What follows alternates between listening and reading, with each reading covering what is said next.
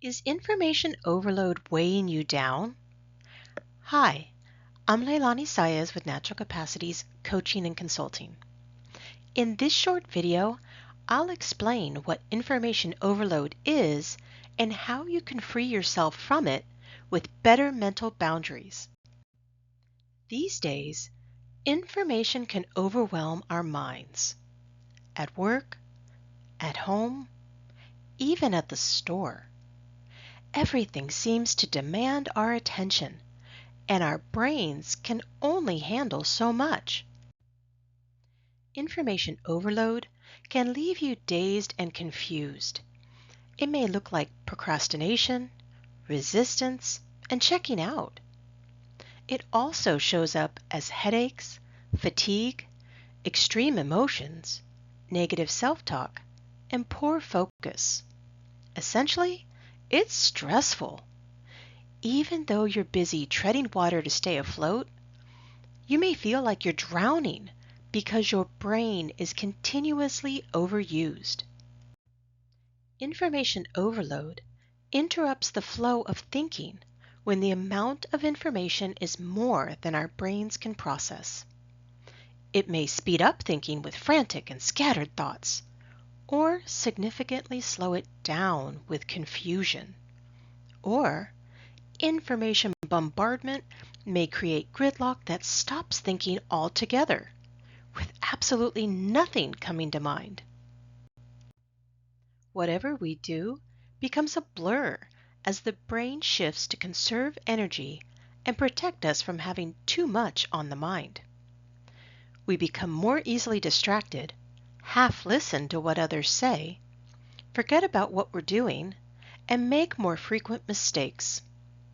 Our scattered, fleeting focus makes it harder to stay with or remember what's going on around us, making us feel less connected at work, at home, and even with friends. Even though information surrounds us all the time, there are things we can do to manage it. We can reclaim our mental space and make choices about the information that we want to take in. Whether it's tons of email, a never-ending social media feed, or even reams of printed paper, information that's too much for our brain is a serious health strain. Multitasking or switching between tasks, like scheduling appointments while working on a project and making choices from our playlist, significantly multiplies the amount of information the brain must process. Just because the information is out of sight does not make it out of mind. Our brains will continue to metabolize all that information beyond our awareness, draining our mental batteries without us even realizing it. And according to a 2011 study from the New York Times, we consume enough information in a day to fill 174 newspapers. Our brains have processing limits to enable us to focus and do complex thinking. And emerging research findings show that information overload like this damages these capabilities in numerous ways. I want to mention that although I've been talking about external information, internally generated information like mental thoughts and emotions can also add up. Fear of missing out is a real thing, but we don't have to stay plugged into every bit of information available. Some information is such poor quality that it's not worth our attention. Some information isn't as urgent as it may seem and isn't worth our time. And some information is so vast or fast-moving that it threatens to consume us. It's not worth the drain on our brain. Swimming in a sea of information is much easier when framed by boundaries. Boundaries provide a reasonable space for carrying out vital operations while also removing the extra brain burden of contending with shifting, irrelevant, harmful, and even disruptive information. We can think, feel, and move with less effort in this kind of secure space. One way we can practice mental boundaries is by being choosy with how we manage information. We can maintain a generally healthy distance from information unless it's worthy of our attention, time, or effort. We don't have to take in all the information available to us all the time. Another way we can practice boundaries is by containing the information we want to use through efficient prioritizing, filtering, and organizing. With intentional selection, we consume manageable amounts of information to avoid overloading our brains. To create some mental boundaries, you can follow these steps. Feel free to pause this video at any time to think through the questions more deeply. Step 1. Decide what you want. Often, you can find it where or when you feel the most information overloaded. For example, maybe you want more peace of mind in the evenings or fewer headaches at work. If you're unsure about what you want, consider what you don't want. Maybe you don't want to be so tethered to your phone's notifications. If it's helpful, go back to the earlier slide where I discussed the different symptoms of information overload to pinpoint how you're most affected. Step 2. Decide on the most helpful boundary or limit that you can set.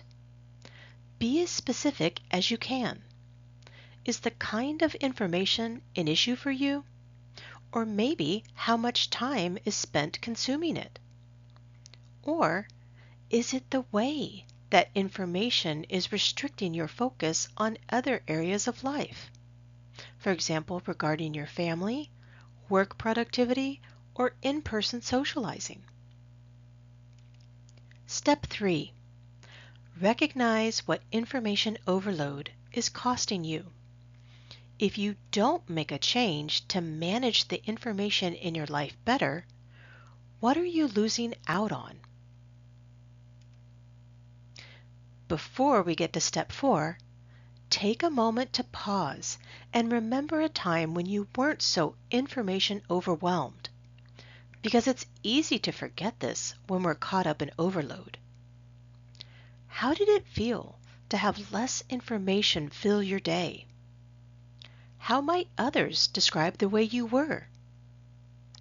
Remind yourself of how things can be when information isn't cluttering your mind and getting in the way of your space to think, feel, and do what matters most.